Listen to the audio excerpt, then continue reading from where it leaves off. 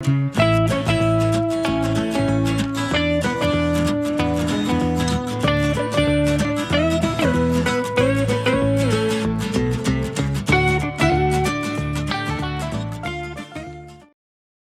buen día para todos y feliz vida. Bienvenidos a un nuevo episodio de la serie de Hablemos de.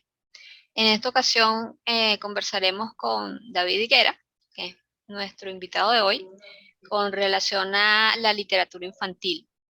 Él escribe también juvenil, pero hoy nos vamos a concentrar en literatura infantil. Y él es además el director de publicaciones o de ediciones de su propia editorial, Editorial Higuera. Bienvenido, David, ¿cómo estás? Hola, buenos días. Bien, Lunis, muchas gracias. ¿Tú cómo vas? Bien, bien, muchísimas gracias por aceptar la invitación.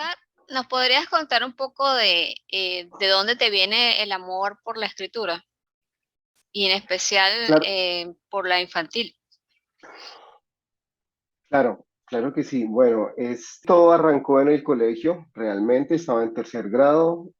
Recuerdo que había un tiempo de hora para leer y normalmente lo que hacían era que, bueno, vamos a leer los cuentos que vienen en la cartilla, que era como lo que se hacía en ese momento. Pero dentro del salón, el colegio tenía bibliobancos, entonces tenía unos lockers donde tenía diferentes tipos de libros y yo le pedí a mi profesora que si podía leer algo diferente que no fuera mi cartilla. Realmente no me gustaba, me parecía mala.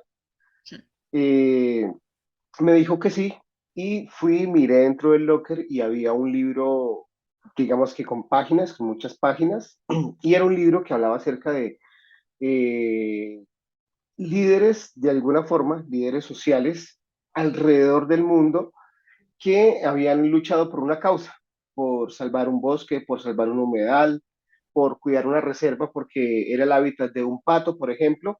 Entonces, ese libro estaba cargado de todas esas historias y a mí me pareció muy bonito.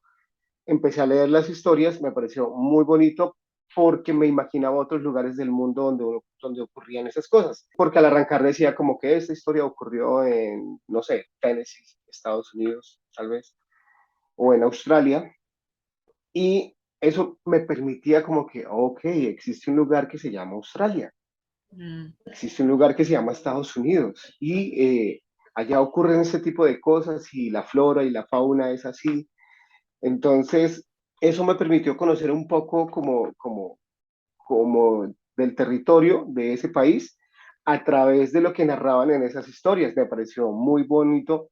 Aparte, me pareció que era muy bueno hablar acerca de que existían personas haciendo pequeñas cosas por cuidar la naturaleza. A mí eso me pareció importante, me pareció bonito. Y era muy pequeño en ese entonces, yo creo que unos 8 o 9 años. Entonces me empezó a importar el tema ambiental, me empezó a importar muchísimo el medio ambiente. De ahí en adelante leí muchísimas cosas que tenían que ver con el medio ambiente, con las ciencias naturales y cosas muy relacionadas con las ciencias sociales también. Entonces empecé a leer mucho texto, más que literatura, empecé a leer mucho texto tipo académico para conocer un poco sobre el medio ambiente y es algo que hoy en día por lo menos se ve muy reflejado en mi literatura. En cada una de las cosas, digamos que los libros infantiles que escribo, lo que quiero comunicar es una idea y esta utiliza como canal de transferencia la literatura. En casi todos mis escritos hay algo alusivo a cuidar el agua, cuidar el medio ambiente, respetar la vida o respetar los animales. Y es debido a esa experiencia de mi niñez con la literatura. ¿Y en qué momento empezaste a escribir? En la universidad solían llevar narradores orales y aquí les dicen cuenteros, Mm. ¿sí? Entonces ellos se paraban en la universidad hacían un evento, entonces todos nos reuníamos allí y ellos hacían una narración oral de un cuento, de algo fantástico, pero así súper corto. Y hacían movimientos, gestos, todo ese tipo de cosas. Y a mí eso me pareció muy bonito, tener la capacidad de crear una historia y de poderla contar así me pareció muy bonito. Entonces, recuerdo que escribí mi primer cuento, eh, lo escribí una tarde, no me demoré mucho, realmente me demoré muy poco, y hablaba acerca del sol y la luna y de un lucero que se enamora de la luna. Entonces escribí ese, se lo narré a algunos amigos y a ellos les pareció muy bonito, muy chévere, muy interesante. Y luego escribí otros dos un poco más extensos, más fantasiosos, y a ellos les pareció chévere. Y entonces dije, bueno, qué curioso que yo pueda escribir esto y que a estas personas les guste. Pues eran mis amigos, muy probablemente me dirían como, sí, estuvo chévere. Pero recuerdo como las expresiones de ellos al final de hacer estas cosas y las expresiones de ella eran como que, venga, ¿en serio usted escribió eso? ¿De dónde salió eso? Y yo, no, me lo inventé, yo lo escribí. Entonces Mm. todos como que, ¿en serio? Entonces como que esa expresión de sorpresa de parte de ellos me Te hacía pareció entender que sincera. había algo. Sí, sí, me parecía genuino. Entonces no era la palmadita en la espalda del amigo porque es tu amigo, sino era la cara de sorpresa de mis amigos diciendo como que nosotros tenemos un amigo que escribe. Ya después de eso pasaron al menos unos 5 años y empecé a trabajar como en una editorial, empecé a trabajar en el área de literatura infantil y pues ahí ya me enganché más que todo fue a leer literatura, a leer los cuentos, a conocerlos, eh, para poderlos presentar, para poderlos dar a conocer. Entonces, en el proceso de literatura, trabajar en esta editorial y fueron muchos años leyendo libros infantiles. Especial, un libro que fue el que marcó muchísimo bueno, dos autores. Uno se llama Jairo Buitrago, que es, yo creo que un autor que muchas personas en el área de literatura infantil conocen. Yo leí un libro de él en la feria del libro, yo a leerlo, a leerlo, a leerlo, y cuando llegué al final, el final me sorprendió demasiado. El final fue impactante para mí. Entonces, yo dije, así quiero narrar, quiero que los finales tengan giros interesantes. De ese autor aprendí a narrar de alguna forma y fue solamente con leer ese libro y ese libro es un libro alto. A mí la literatura que tiene imágenes me encanta, me gusta muchísimo. La literatura con imágenes no es solamente para niños, porque hay unas imágenes que requieren un nivel un poco más amplio de cuando uno observa la imagen, tener en contexto el universo, tener en contexto la tierra, tener en contexto lo sensorial, porque los ilustradores o los escritores en estos libros, álbum, tienen unos detalles pequeñitos, son detalles pequeños, puede ser de una expresión, de un movimiento, puede ser de un objeto que se coloque dentro de la imagen, pero ese objeto representa la carga filosófica que la persona con la que escribió o hizo ese libro, ¿sí? La intención de toda esa acción está en esa imagen, en un pequeño detalle. Entonces, aprender a observar la literatura de esa forma transformó muchísimo mi forma de escribir. Oye, tú habías dicho que había otro autor, ¿no? A ver, te habías mencionado que habían dos. ¿Cuál era el otro? Sí, es un artista de libro álbum que se llama David Wisner. Eh, Tiene un libro que se llama Sector 7. Es un libro que habla acerca de por qué las nubes tienen las formas que tienen, de dónde vienen las nubes. Entonces, Sector 7 es un libro que está única y exclusivamente hecho de imágenes. A mí me pareció espectacular. ¿Qué fue lo que obtuviste de ella? O sea, ¿qué aprendiste? ¿Qué sacaste de ahí? A tener un cuidado con las imágenes que intento promover a través de lo que escribo, que sean imágenes envolventes, mmm, que tengan un poco de fantasía, que tengan un poco de misterio y que no revelen lo que va a pasar en la siguiente imagen, que no revelen lo que viene. eso se lo aprendí a los libros álbum de David Wise. ¿Qué características o elementos dirías tú que conforman un cuento infantil o la literatura infantil? O sea, que tú agarras un libro, digamos que no le ves la tapa, no le ves el título, pero lees el texto y tú dices, esto es definitivamente un texto infantil. El lenguaje definitivamente me dice que es para un público infantil, porque uno debe escribir acorde a los lectores. Si mis lectores van a tener 7, 8, 6 años, tengo que escribir acordes a su universo de letras o de palabras. Y su universo de palabras pueden ser, no sé, 40, 50, 100 palabras, ¿sí? Que hilan con los artículos que existen dentro de la escritura.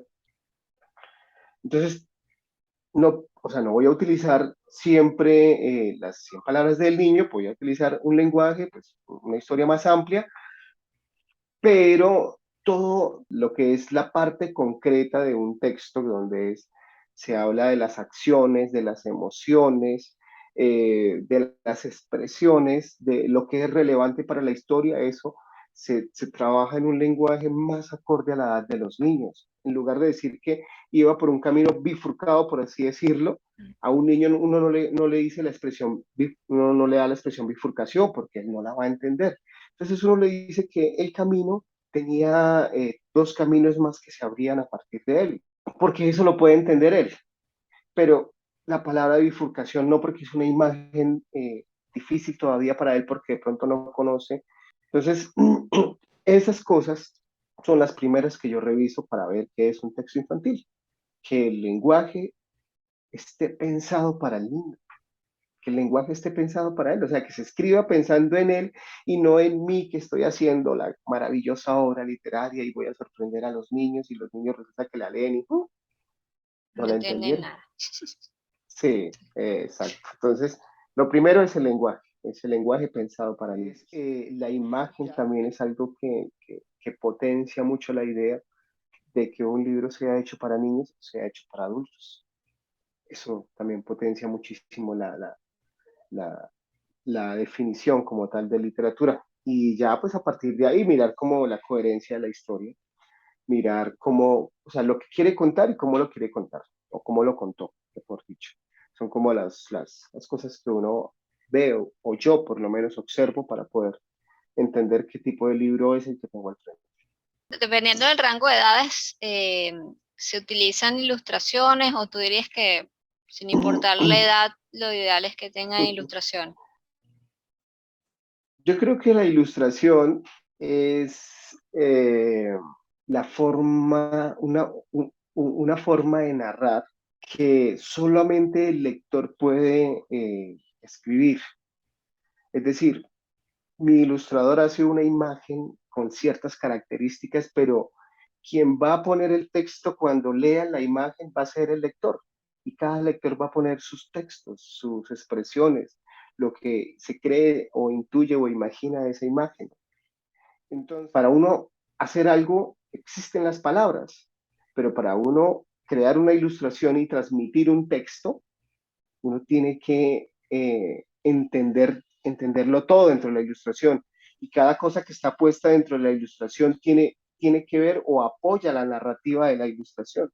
Y eso es lo más difícil. O sea, para mí la ilustración debería estar en todos los libros. Bueno, habrán libros que no lo requieran, pero que si es literatura, me parece que la literatura ilustrada no es solamente para niños. Nunca voy a encajar la literatura ilustrada como que es única y exclusivamente para niños, porque no lo puede. Ok, entonces, de lo que habíamos hablado hasta el momento, tú mencionaste tres cosas, ¿no? Una es el tipo de lenguaje que se utiliza, que tiene que ser un lenguaje sencillo, adecuado a la edad de la audiencia. Lo otro es la manera en la que se narra o la manera en la que se cuenta la historia, la hilación de ideas, la congruencia, ¿no? Y lo otro es que de preferencia tenga ilustraciones que ayuden también a contar la historia. Eh, Sí, Aunque bueno, hay unos libros que no tienen ilustraciones, ahí de qué otra manera los caracterizaría si no tienen ilustración? Bueno, yo tengo un libro así. Bueno, Ah, digamos que todavía no ha sido publicado, pero está escrito de esa forma. Está escrito para que la primera parte del libro solo sea texto y la segunda parte del libro solo sea imagen. Está diseñado de esa forma. Entonces, en la primera, la parte del texto, yo hablo de cosas que la gente puede relacionar muy fácil. Un ejemplo, yo digo, había una vez una enorme montaña y tú te la puedes imaginar, ¿cierto? ujú. Y luego te digo que la enorme montaña tiene un bosque con árboles grandes y entonces te vas haciendo toda la imagen, ¿cierto? No necesito dibujarla, ilustrarla. Entonces, esa primera etapa del libro va así, porque son imágenes que todo el mundo puede recrear, porque todo el mundo ha visto una montaña en un libro, en, en la televisión, en una película, todo el mundo los ha visto, ¿sí? Entonces, es algo común. Mm. Pero para eso común no utilizo imágenes, solamente dejo que la persona imagine lo que está allí, lo que está escrito. Entonces tú En las, dirías, disculpa, entonces tú dirías que en la parte escrita, suponiendo que sea un libro sin ilustraciones, lo más importante sería la descripción, pero la descripción sí, con imágenes que sean fáciles de evocar. sí, claro, claro, porque eh, yo le digo a un niño que se imagine una montaña y él ya la imagina.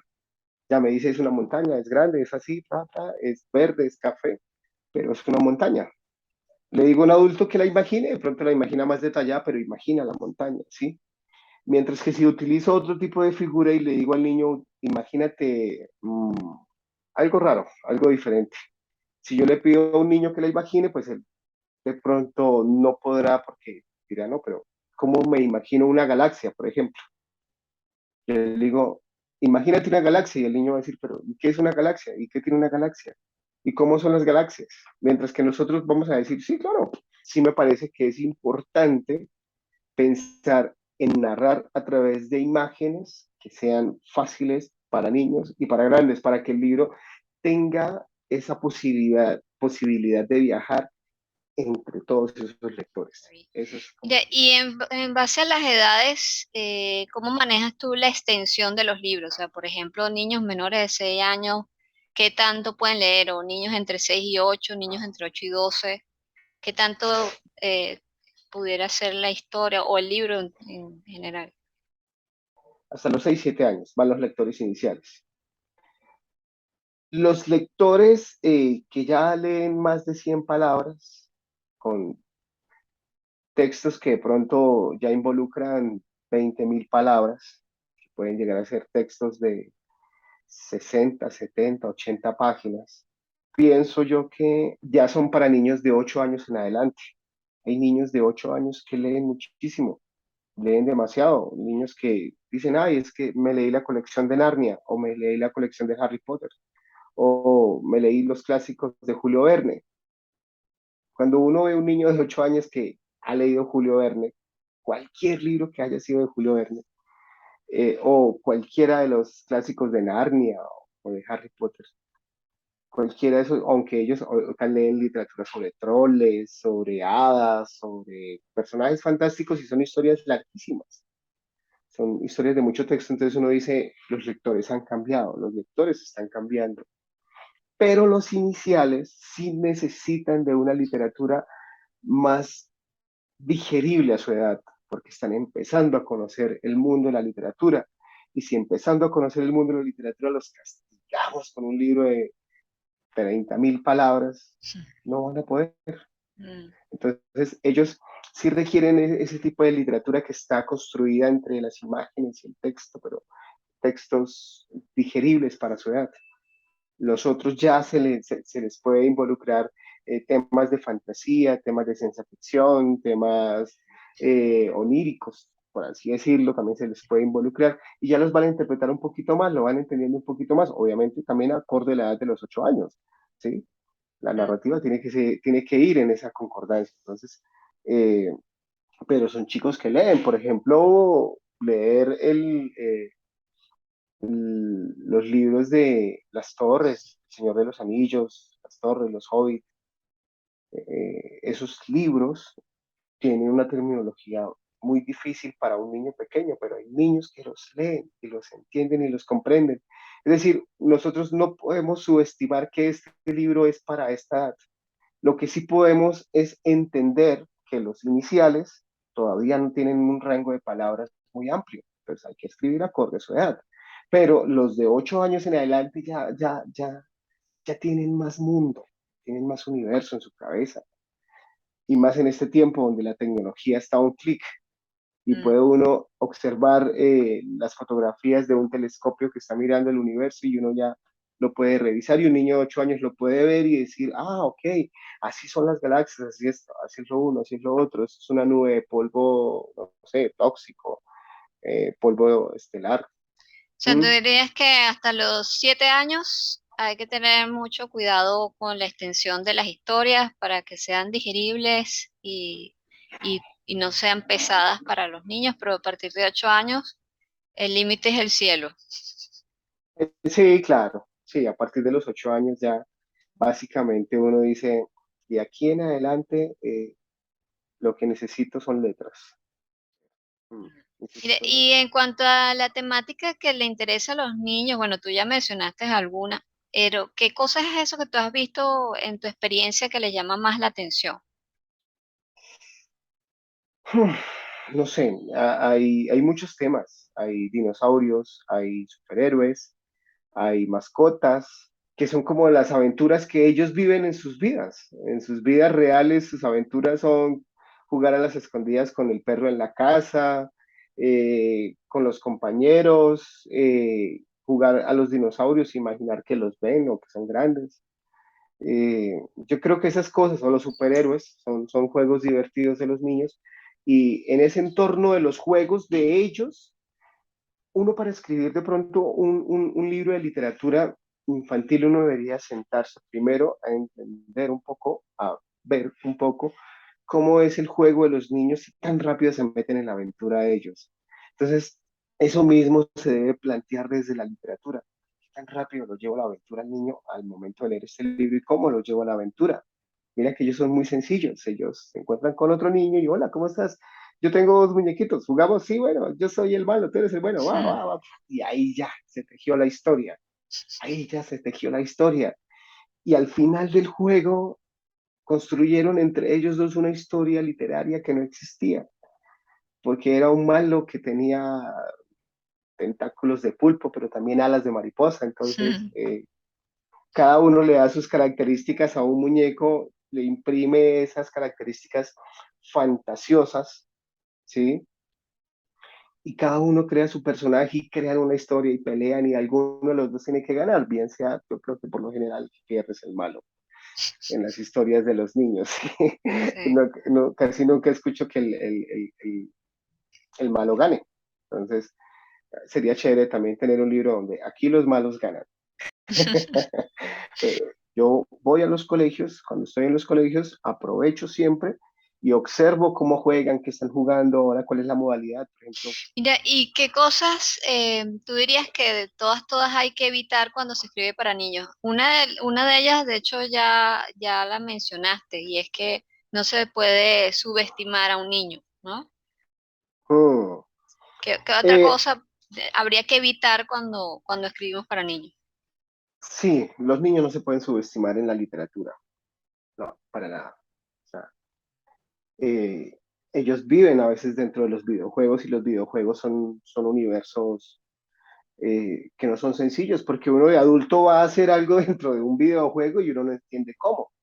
Mientras que el niño coge el control y dice, no, pero eso es así, fácil, muevo aquí, arriba, abajo, izquierda, derecha, giro el U, qué sé yo, y generan la interacción con ese universo que creó un adulto, que lo crea un adulto para niños, pero para los niños no es tan adulto porque para ellos es muy fácil de navegar dentro de esos universos. Entonces, si tienen esa capacidad de entender y de navegar esos universos, ahora imagínense los leyendo. Y en lo visual, ¿qué habría que evitar? ¿Qué cosa no debería tener un libro infantil? Es, es complejo, es complejo porque para los libros infantiles se puede acompañar la imagen con el texto. Por ejemplo, la ilustración que tú tienes atrás, ¿sí?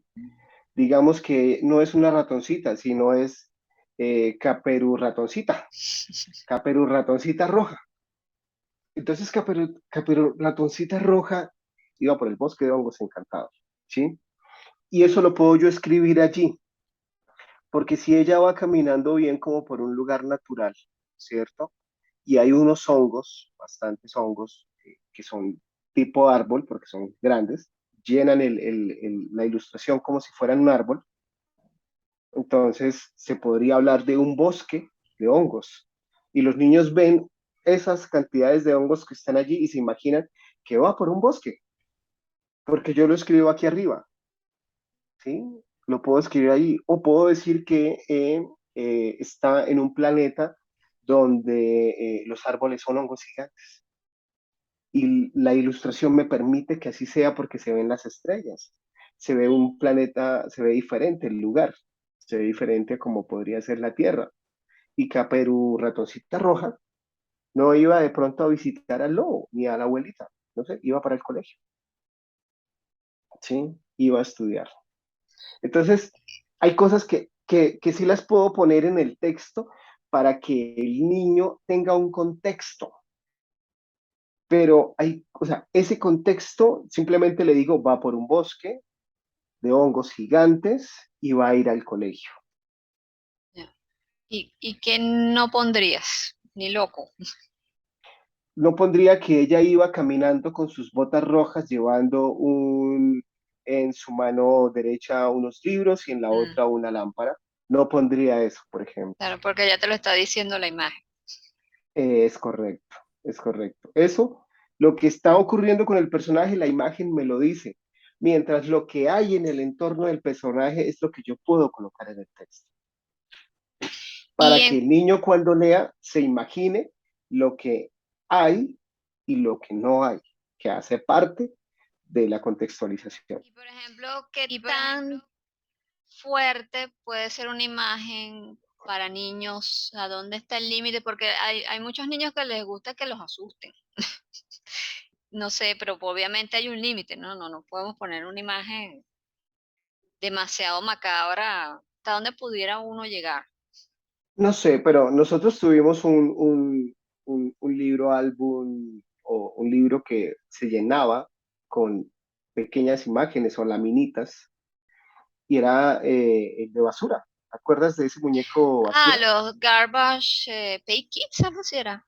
Sí, sí, sí, el muñeco de la basura, el muñeco gordito, que habían imágenes que eran fuertes, porque, o sea, era grotesco, también era como una versión de Chucky, Mm. porque habían imágenes fuertes de terror o asquerosas, pero al mismo tiempo al estar como presentado en esa forma uno lo toleraba y uno decía, vea, uy, qué asqueroso, estaba vomitando, no sé.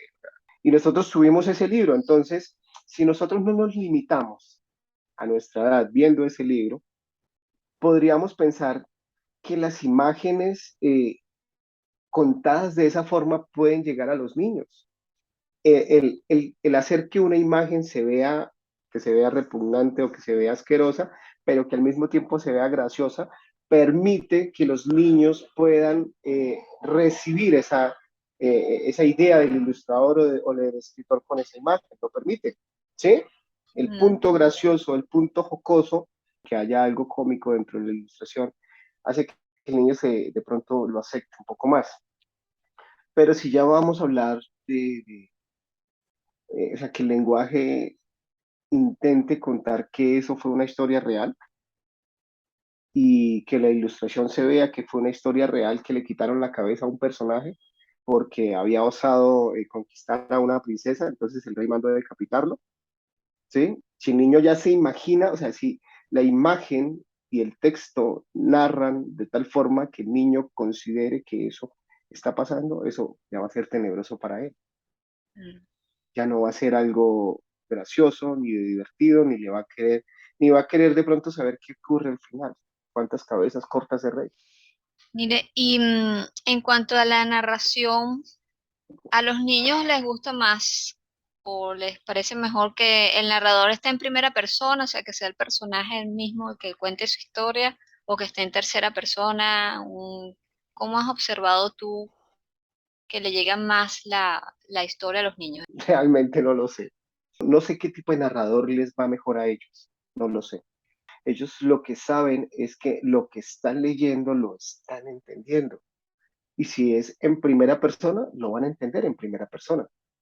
Pero si es como un narrador que está contando todo lo que ocurre en el lugar, pero que también ocurre por fuera del lugar, ellos se van a imaginar que eso también está ocurriendo al mismo tiempo, que de pronto aquí hay una acción donde dos aves están peleando en la mitad de la calle, pero a la vuelta de la esquina viene el bus escolar y el bus escolar para exactamente donde las aves están peleando. Entonces el niño ya se está haciendo la imagen que el bus puede llegar y puede atropellar las aves.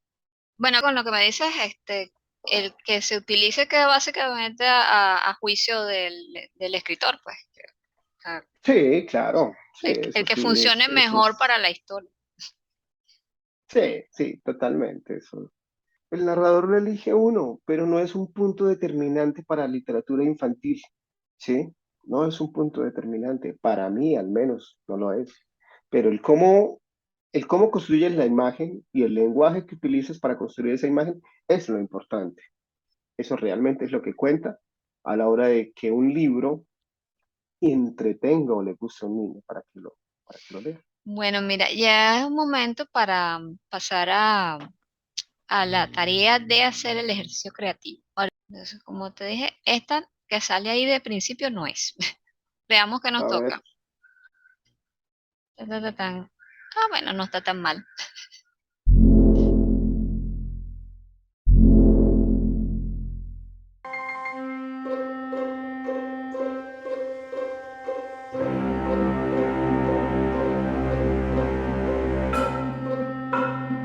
Ok. Bueno, después de unos minutos, ya los dos hemos terminado de escribir. A, a ver qué nos salió. Cuéntame qué pensaste, qué ideas te pasaron por la cabeza mientras imaginabas lo que ibas a escribir. la imagen me proyectó una idea de felicidad, pero de esta felicidad de llegar a algún lugar. Mm, Entonces por ahí me fui, realmente por ahí fue que me fui, porque en esa idea fue que construí, o basado en esa idea, construí el texto que hice de una persona que da un salto de felicidad por algo. Entonces, ahí en esa dirección se fue mi texto. ya. Bueno, yo me imaginé, como vi a la chica saltando, que esa era su manera de movilizarse, o sea, que todo el tiempo salta. Ah, ok, ok, ok, Entonces, ok. en base a eso fue que ideé el personaje, eh, Mm, y bueno, ahora cuando lo leamos, vemos sí. exactamente de qué va la cosa. El sueño de Violeta. Violeta estaba muy entusiasmada por ir a la reserva de los chigüiros. Iba dando grandes saltos por el entusiasmo que le producía estar en el festival del 4 de enero. Siempre soñó con hacer parte de la historia como la primera mujer en ser el personaje principal del festival en el que hasta los caballos se transforman en seres mitológicos con armaduras fantásticas. Ese año, Violeta había cambiado de color su cabello. Ahora su color era morado. Quería que todos vieran una hermosa trenza tejida con el color de su alma mientras cabalgaba como el personaje principal del festival. Ahí yo pienso que se revela como mi forma de escritura. Claro, y tienes la ambientación del evento y también los elementos fantásticos que pueden despertar la imaginación de los niños, ¿no? De que se pueden convertir en otros animales, en otros seres. Hmm. Está bien. Bueno,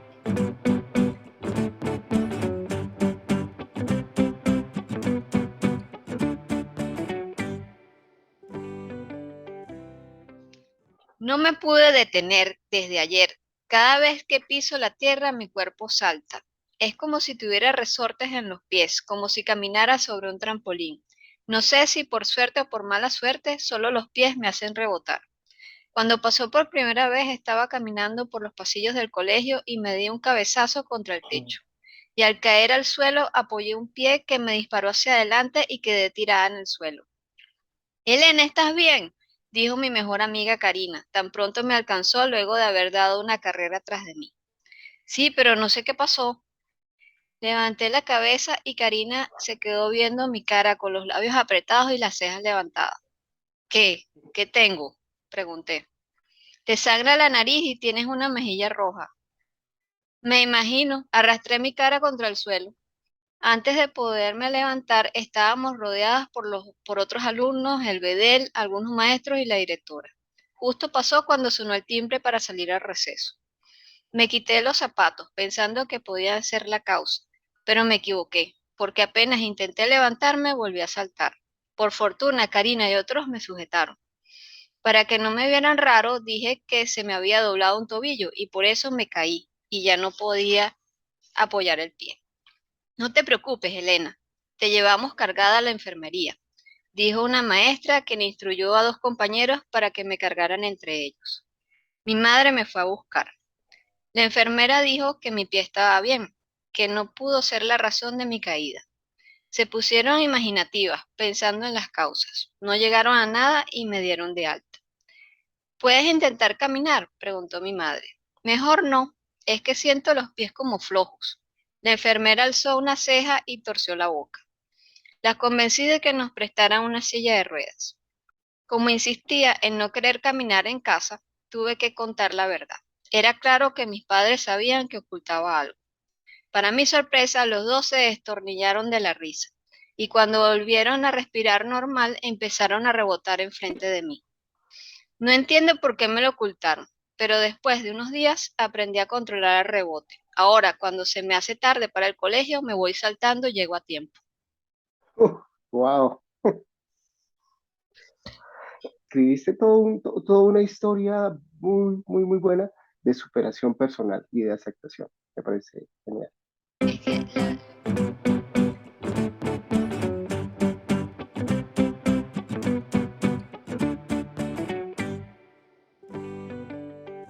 de publicación, ¿cuál fue tu proceso de publicación con tu primer libro y ya con el último?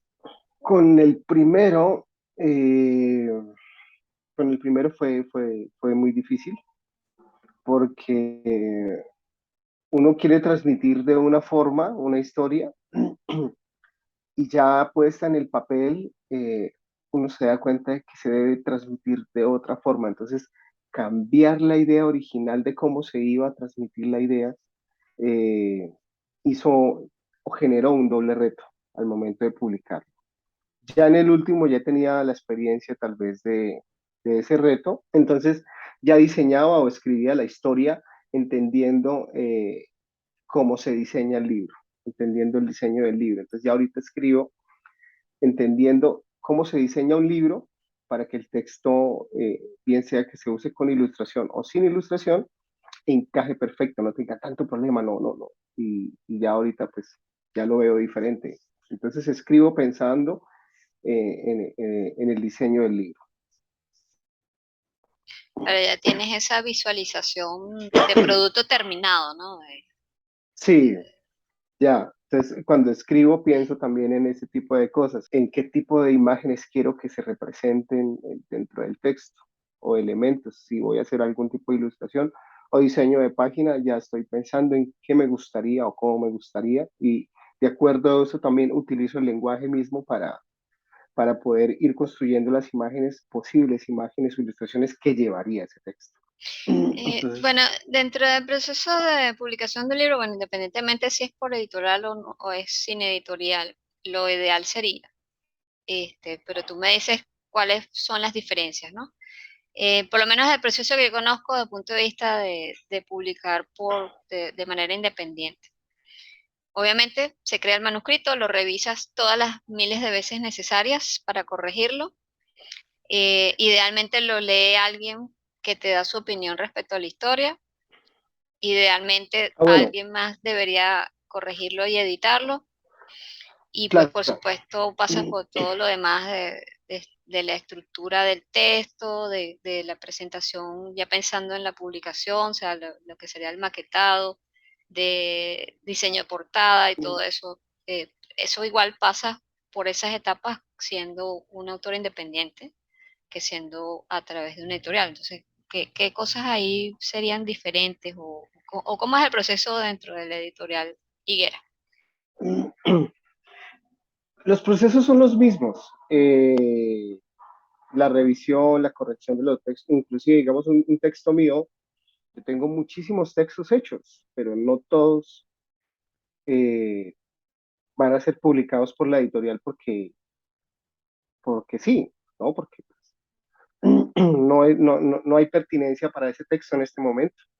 Entonces, no implica que sea mío el texto o que sea de otra persona para que el uno tenga más oportunidades que el otro.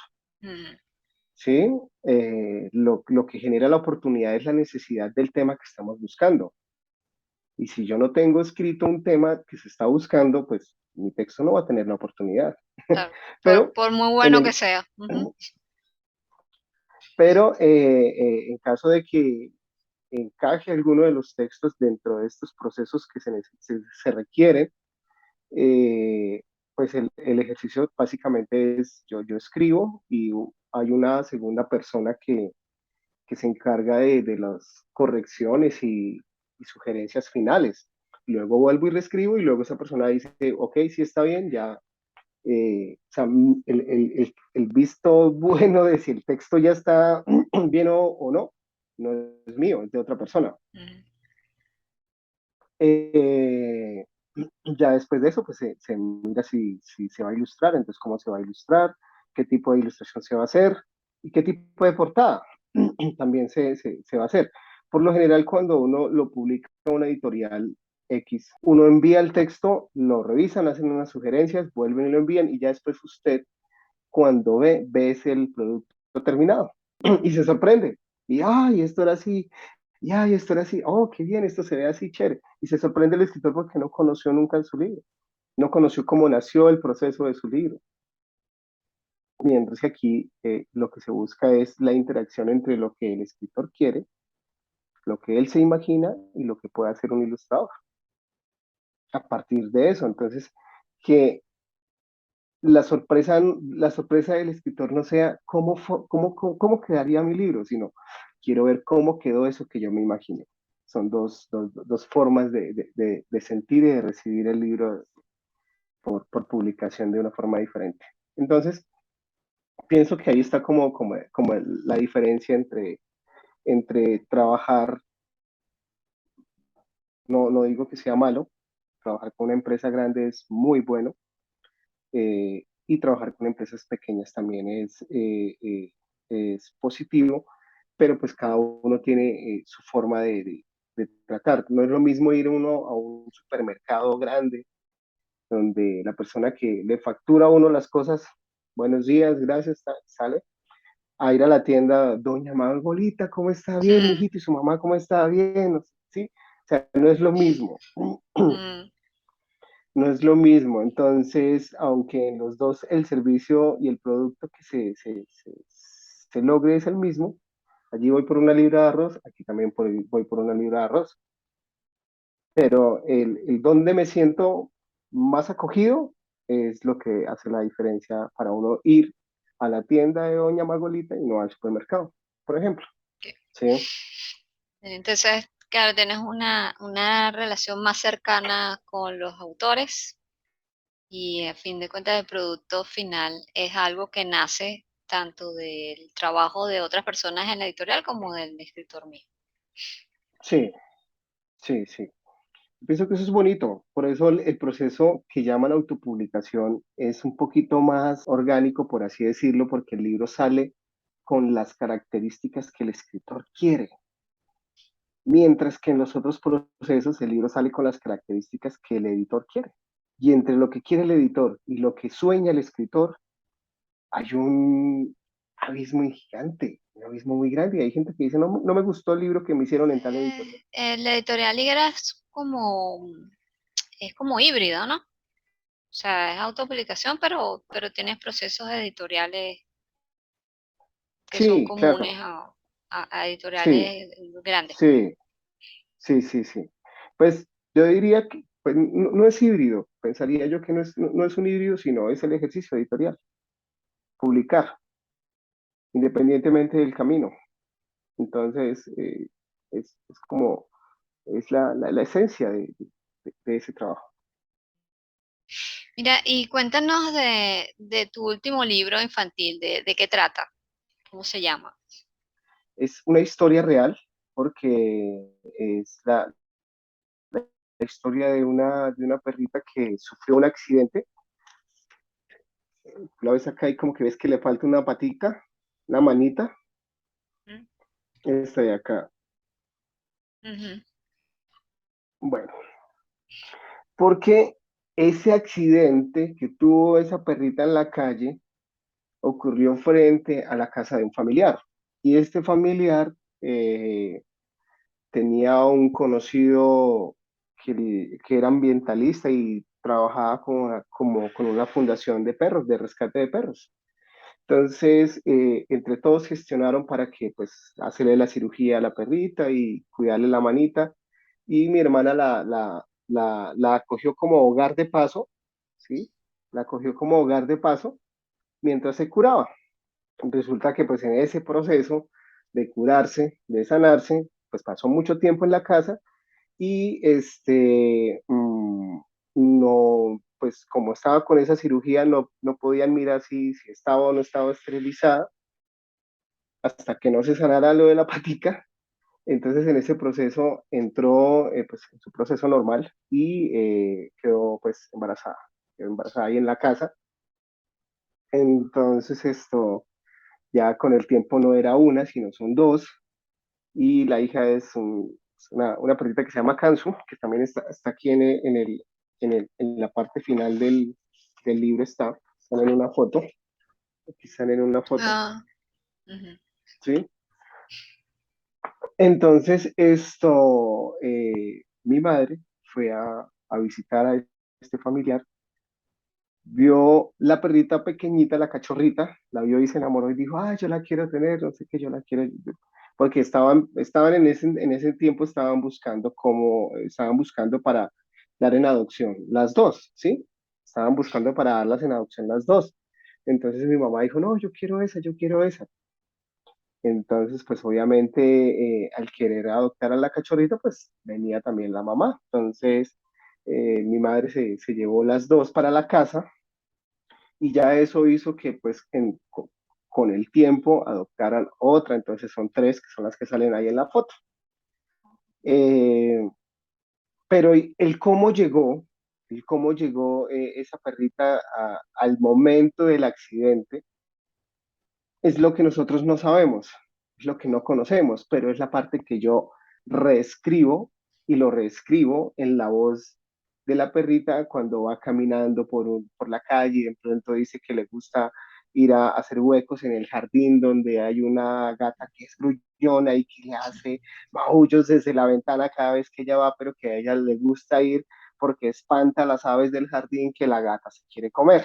Sí, esa es la parte que no conocíamos de USA antes del accidente. Y es la que yo construí, es la que me imaginé, la que diseñé.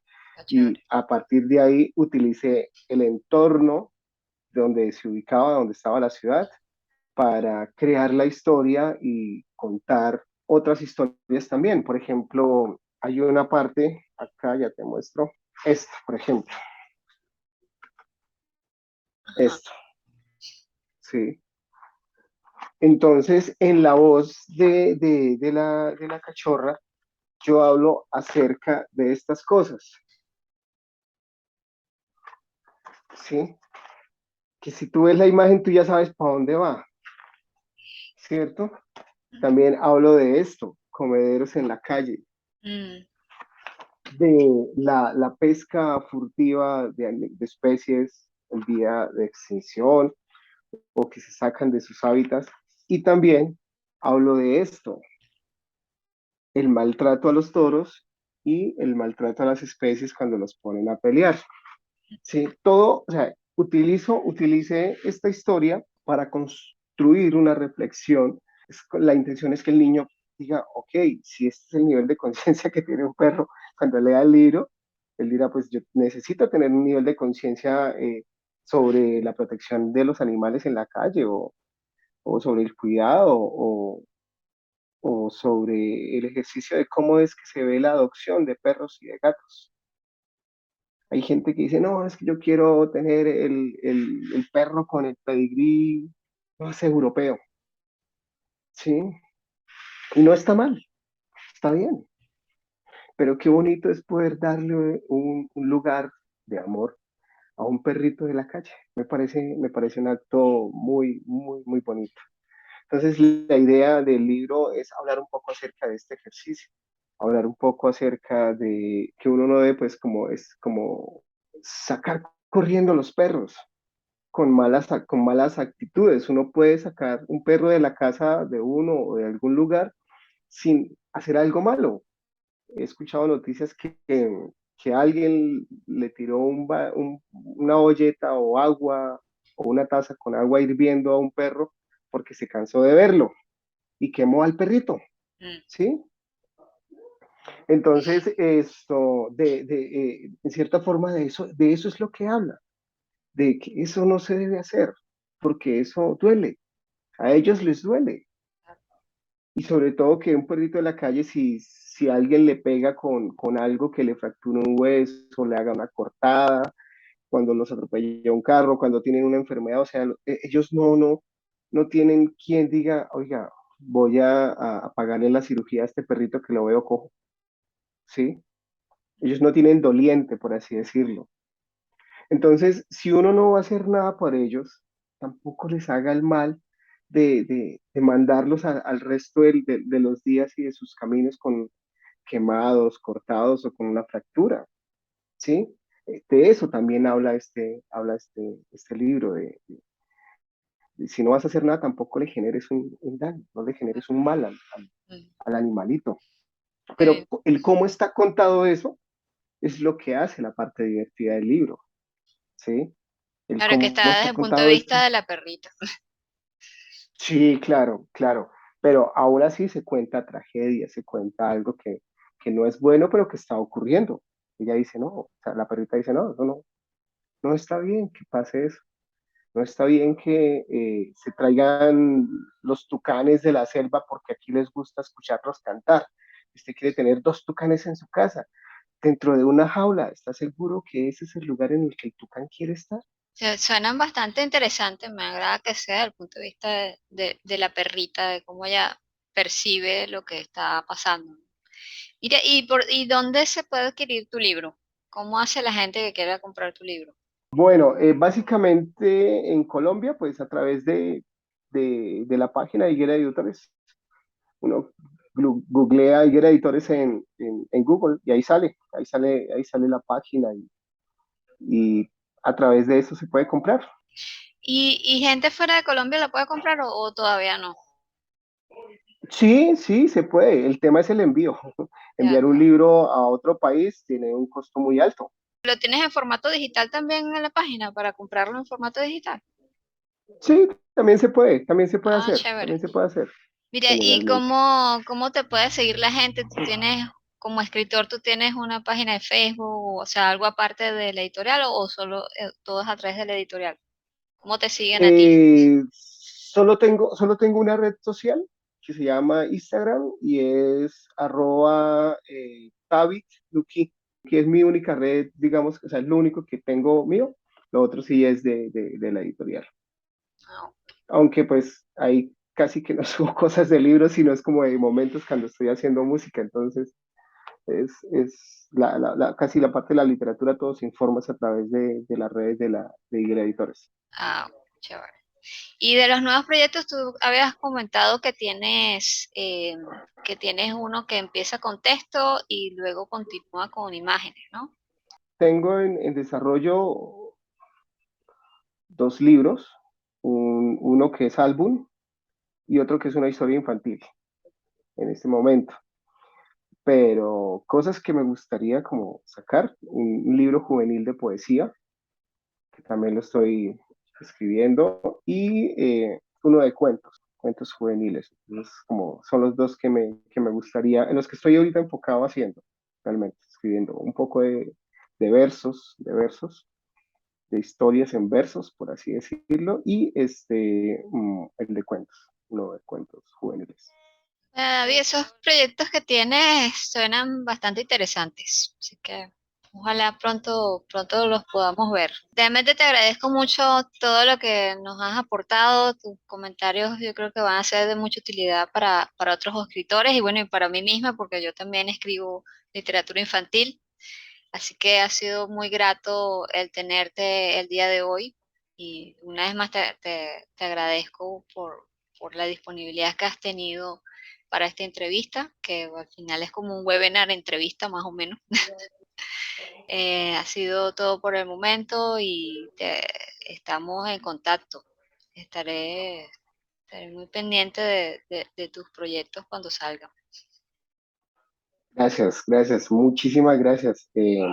Gracias por este espacio, gracias por la oportunidad de hablar acerca de literatura que siempre me gusta, me parece bonito. Entonces, gracias a ti, a las personas que lo vean, que lleguen hasta el final. Un abrazo, gracias. Sí, bueno, saludos a todos. Que tengan una feliz vida y que lean mucho para que Por favor. la imaginación. Vale, listo.